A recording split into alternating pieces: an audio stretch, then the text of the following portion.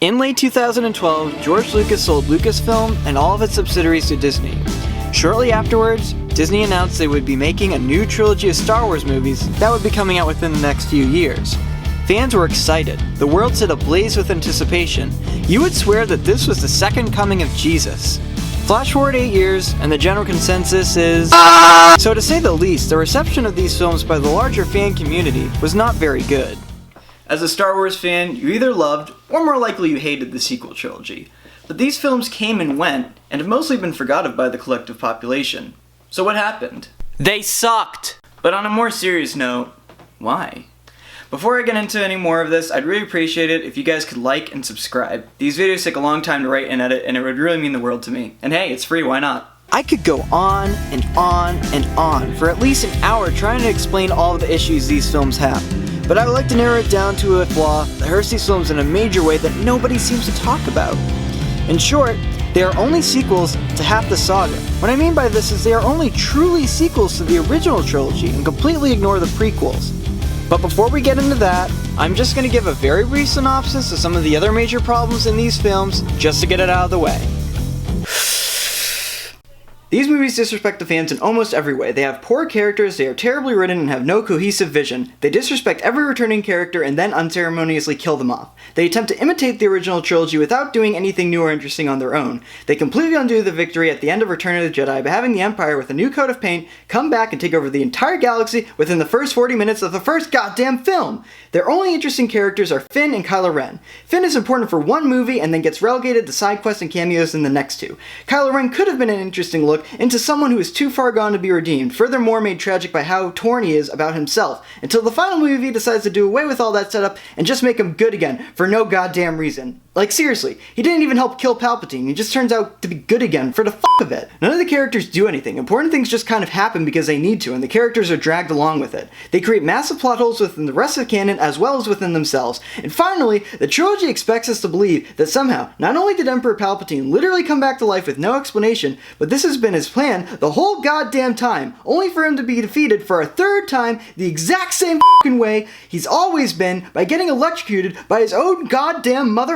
magic lightning hands! Now that we've gotten about 25% of the problems these films have out of the way, let's get into the real point of this video.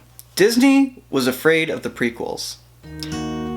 Now, this is understandable considering how poorly received they were at the time of their release by fans of the original films, but they failed to understand that their target audience, young adults and kids, grew up on the prequel films and loved them. Meanwhile, the people that grew up on the original trilogy films just don't care about new Star Wars films for the most part anymore. And no, I'm not being ageist. Anyone at any age can like Star Wars, but it's undeniable that the biggest part of their audience is the younger demographic. Disney tried to aim these films at as broad an audience as possible in order to try and make as much money as possible. This lapse in judgment can be seen from the general feelings surrounding each film release in the first place. When The Force Awakens came out, everyone and their mom went to see it. When The Last Jedi came out, it was not nearly as big a deal, but still attracted a reasonably large audience. But when The Rise of Skywalker came out, it pretty much flopped with the general audience. Only the hardcore Star Wars fans and some of the general fans really went to see it. With every new release in this trilogy, each film made less money than the last, which for one of the biggest media franchises ever is a really bad sign. Not one prequel-era character or concept appears in these movies. The most we get are a couple of offhand references each film, such as a comment about clones in The Force Awakens, or Palpatine reciting his "The dark side of the Force is the pathway to many abilities, some consider to be unnatural" line to try and justify to the audience that he's even still alive. Because the prequel-era films is so cut out of these new movies, they don't feel like true follow-ups to the saga. Now keep in mind, the prequel trilogy of films feels so purposely ignored in this already very disjointed trilogy of films that they also feel disjointed with the rest of the saga. It simply does not feel like a natural continuation of the story of the original 6 films, at all.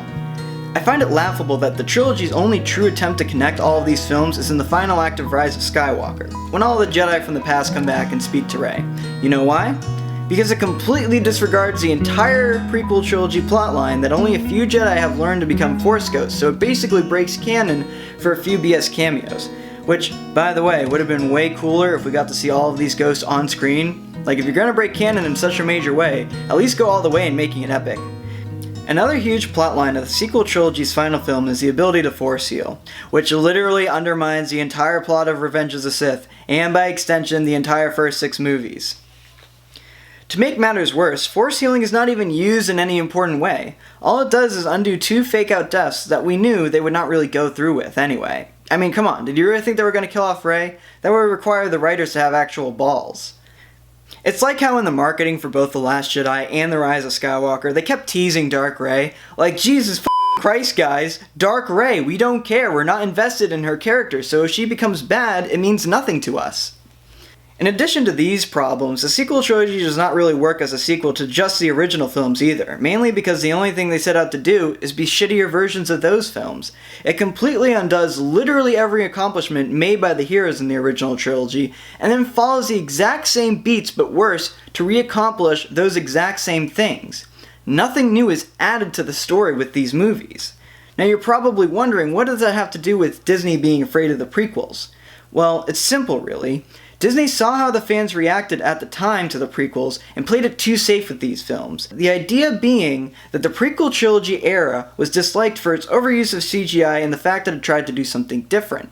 This is a complete oversight on their part. The prequel films were not disliked because of the new ideas they brought forward, for the most part. Master, sir, I heard Yoda talking about midichlorians.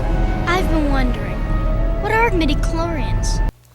But because of the awful dialogue and poor pacing the films have, which, to be fair, are problems that have become less and less disliked as the years have gone on, hence, people now liking these films. The main reason these films are so similar to the original trilogy is because Disney was afraid to do something different, in fear of receiving a similar backlash to what the prequels got, which, of course, ended up being the biggest reason these films are disliked. Ironic. Disney completely missed what people disliked about the prequels and ended up making a worse trilogy because they did not bother to try and correct those mistakes. I find it funny now that Disney is warming up to using prequel-era content that they have taken a similar stance to the sequel trilogy. Not a single planned Star Wars show, book, or movie is planned to take place in the sequel trilogy timeline as of right now. It really goes to show how scared they are of damaging the property's profit margins.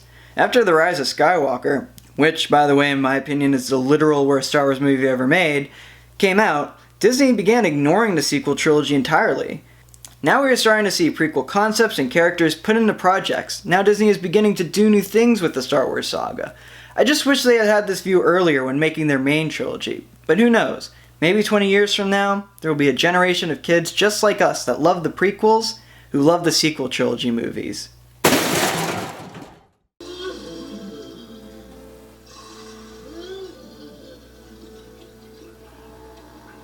Wow, this is great!